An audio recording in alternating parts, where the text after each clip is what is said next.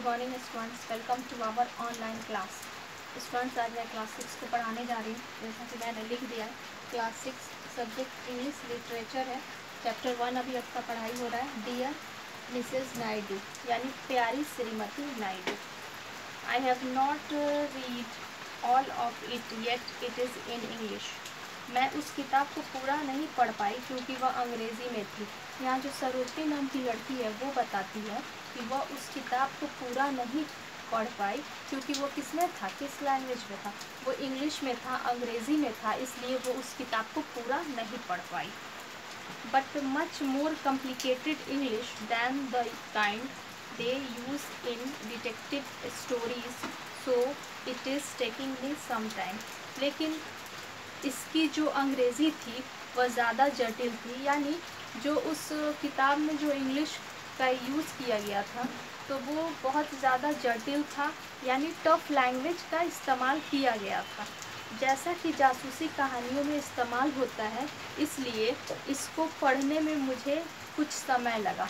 देखिए, वो उसमें जो लैंग्वेज यूज़ किया गया था वो टफ यूज़ किया गया था, जैसा कि किसमें यूज़ किया जाता है, जासूसी कहानियों में इस्तेमाल किया जाता है, टफ लैंग्वेज का इस्तेमाल होता है, वैसा ही इसमें था। इसलिए इसको पढ़ने में सरोजनी नाम की जो लड़की थी उसको कुछ समय लगा। So far I have only read the part about your life. अब तक किताब का वही हिस्सा मैं पढ़ पाई हूँ जिसमें आपके बचपन के बारे में बताया गया है। देखिए, यहाँ सरोजनी नाम की जो लड़की है वो श्रीमती सरोजनी नायडू से कहती है कि मैंने किताब का वही हिस्सा पढ़ा जिसमें आपके बचपन के बारे में, यानी श्रीमती सरोजनी नायडू के बचपन के बारे में बताया गया था। मैंने सिर्फ वही हिस्सा, किताब का वही हिस्सा पढ़ा। But that part makes me like you. लेकिन वह हिस्सा मुझे आपकी तरह बनाता है। जो सरोजनी नाम की जो लड़की है, जिसने बस श्रीमती सरोजनी नायडू के बचपन के बारे में पढ़ा था, तो ये कहती है, सरोजनी नाम की जो लड़की है वो कहती है, लेकिन वह हिस्सा मुझे आपकी तरह बनाता है। वो जो हिस्सा है आपकी तरह मुझे बनाता है। When you were my age or even younger, Mrs Naidu. जब आप मेरी उम्र की थी या मुझसे छोटी थी। यहाँ सरोजनी नाम की जो लड़की है वो श्रीमती सरोजनी नायडू से कहती है कि जब आप मेरी उम्र की थी, मतलब आपकी उम्र मेरे इतना थी, या आप मुझसे छोटी थी, श्रीमती सरोजनी नायडू।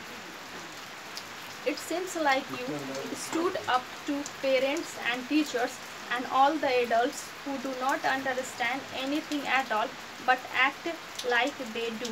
लेकिन ऐसा लगता है कि आप माता पिता और शिक्षकों और उन सभी वयस्कों के लिए उठी जिन्हें कुछ भी समझ में नहीं आता था, लेकिन वे जैसा कार्य करते हैं।